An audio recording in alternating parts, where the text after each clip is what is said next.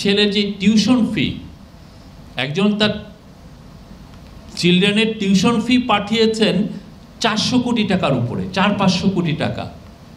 মানে মানিটা লন্ডারিংটা কিভাবে হয়েছে দেখেন, মানে এটা আনবিল। এটা অনেকগুলো, আমরা তো আগে জানতাম যে এটা ব্যাংকিং সিস্টেমের মাধ্যমে বা অন্য কোনো ওয়েতে হুন্ডির মাধ্যমে বা আপনি ওভারহু ইনভয়েস বা আন্ডার ইনভয়েসের মাধ্যমে টাকাটা পাচার হচ্ছে।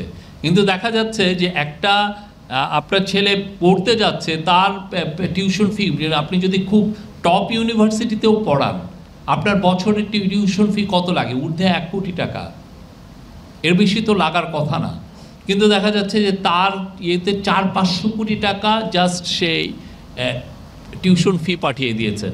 এখানে 11টা কোম্পানিকে প্রথমে মার্ক নিয়ে কাজ হচ্ছে, বিকজ প্রথমে আইডেন্টিফাই করা হয়েছে 11টা কোম্পানি এবং ইন্ডিভিজুয়ালস। তার মধ্যে প্রথমেই আছেন শেখ হাসিনা এবং তার ফ্যামিলি। তাদের কোথায় কোথায় টাকা চলে গেছে তাদের বিষয়ে আজকে প্রোগ্রেস, তাদের পাচারকৃত টাকার ক্ষেত্রে কি কি মেজার নেওয়া হচ্ছে, সেই কিভাবে এই টাকাটা ট্রেস করা যায়, কোথায় কোথায় টাকাটা চলে যেতে পারে, সেই বিষয়ে আজকে আলাপ হয়েছে। মোট 11টা বড় বড় প্রতিষ্ঠান এবং ইন্ডিভিজুয়ালের, এবং ওইগুলোরও আজকে পুরো মিটিংয়ে এটার একটা পুরো চিত্র তুলে ধরা হয়েছে। আমরা কিছু কিছু আপনাদেরকে দিব।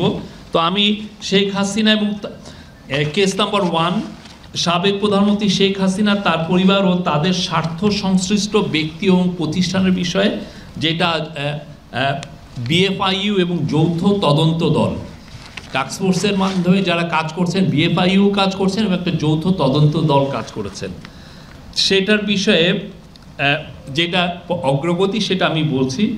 2টা গোয়েন্দা প্রতিবেদন দুদকে প্রেরণ করা হয়েছে।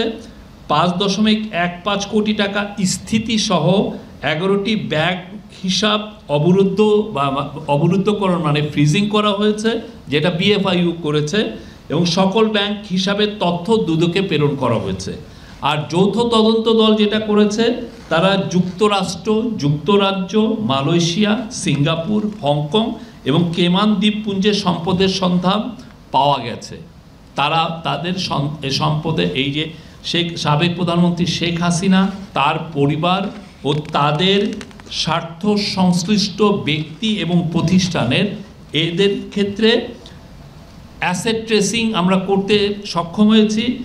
যুক্তরাষ্ট্র, যুক্তরাজ্য, মালয়েশিয়া, সিঙ্গাপুর, হংকং এবং কেমান দ্বীপপুঞ্জ, এই দ্বীপপুঞ্জের সম্পদের সন্ধান পাওয়া গেছে। মালয়েশিয়ার একটি ব্যাংকে রাশিয়ান স্ল্যাশ ফান্ডের অস্তিত্ব পাওয়া গেছে। সংযুক্ত মানে অ্যাটাচিং ফ্রিজিং করা হয়েছে, 124টা ব্যাংক অ্যাকাউন্ট, এবং এই 124টা ব্যাংক অ্যাকাউন্টের মোট হচ্ছে 635.14 কোটি টাকা।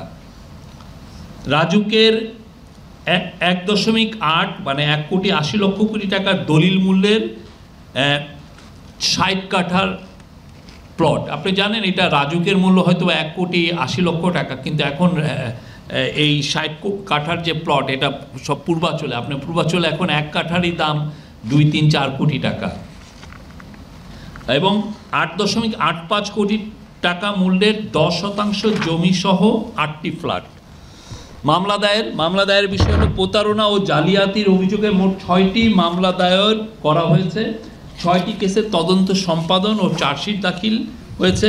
পরিবারের 7 সদস্যকে আন্তর্জাতিক ভ্রমণে নিষেধাজ্ঞা আরোপ করা হয়েছে। এছাড়া মানে ওভারঅল যদি কেসগুলো ডেভেলপমেন্টের কথা বলি, তাহলে বিএফআইইউ তথ্য প্রতিবেদন জয়েন্ট ইনভেস্টিগেটিভ টিমকে যেটা প্রেরণ করছে, সেটা হচ্ছে বিএফআইইউর ক্ষেত্রে 10টি কেসের গোয়েন্দা প্রতিবেদন দেওয়া হয়েছে। সকল দেশি বিদেশি ব্যাংক হিসাবে তথ্যাদি দেওয়া হয়েছে। বিদেশি বিনিয়োগ ও সম্পদ সংশ্লিষ্ট প্রাপ্ত তথ্যাদি দেওয়া হয়েছে, এবং ব্যাংক এবং বিও হিসাব অবরুদ্ধকরণ মানে ফ্রিজিং করা হয়েছে 1374টি ব্যাংক হিসাব, এর 614.18 কোটি টাকা, যা 614.18 কোটি টাকা, আর 188টা বিও হিসাবের 15.50 কোটি টাকার শেয়ার।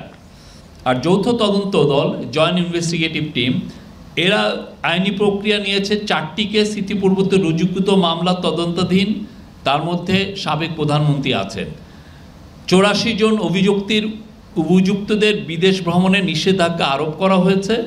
অভিযুক্তদের নামে বিভিন্ন দেশের সম্পদ ও বিনিয়োগের তথ্য প্রদান, তথ্য উদ্ঘাটন, ট্রেসিং, ব্যাংক হিসাব ও সম্পদ অবরুদ্ধকরণ ও সংযুতিকরণ, যেটা ফ্রিজিং ও অ্যাটাচিং করা হয়েছে, সেটা হচ্ছে যে তার পরিমাণ হচ্ছে 1817.73 কোটি টাকার দেশীয় সম্পদ ফ্রিজিং করা হয়েছে, এবং অবরুদ্ধ ব্যাংক হিসাবে স্থিতি 872.24 কোটি টাকা, যা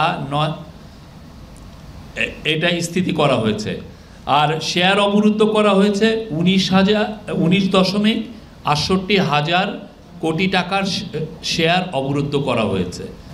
124.67 মিলিয়ন মার্কিন ডলার এবং 3.79 মিলিয়ন পাউন্ড এবং 11.75 মিলিয়ন ইউরো মূল্যের সম্পদ ক্রোকের আদেশ দেওয়া হয়েছে।